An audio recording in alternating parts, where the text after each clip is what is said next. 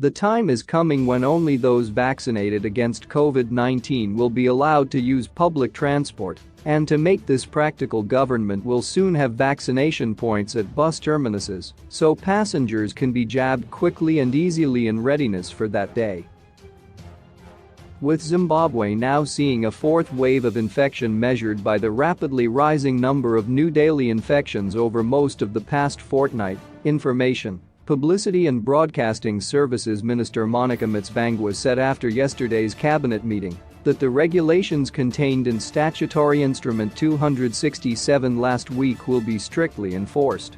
These formalize the need for vaccination cards to drink in bars and nightclubs and eat in restaurants, enforce long-standing regulations on masking, social distancing and other public health measures, extend the curfew to 9 p.m. to 6 a.m., and enforce the existing 7 a.m. to 7 p.m. business hours, which includes the business hours of bars and clubs.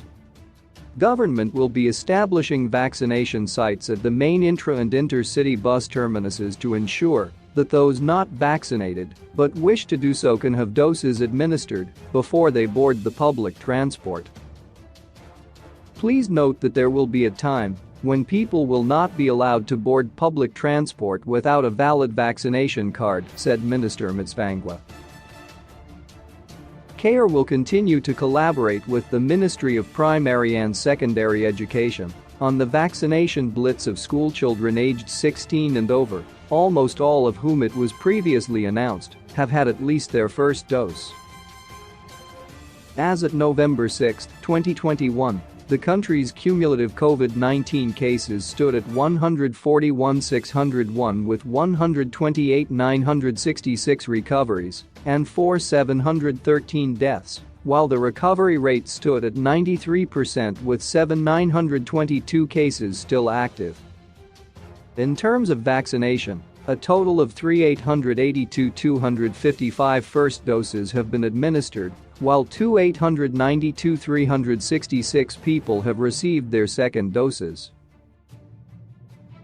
Minister Mtsvangwa said there was an increase in the number of jabs given in the past week, rising from 148,980 the week before to 190,899. Another 125 million doses of the Sinopharm vaccines were delivered on Monday, the first half of the next batch of 25 million doses bought by government. The other 125 million were expected before the end of the week. The country is also expecting a donation of 1 million doses from the People's Republic of China, she noted.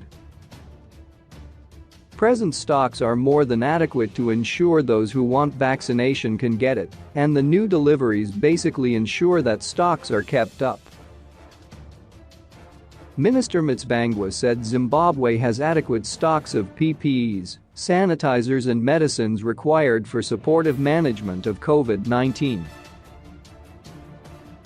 The country has been making notable progress in its fight against the COVID-19 pandemic, with vaccination figures among the top 7 in Africa, a feat that has earned much praises from the international community and the World Health Organization, WHO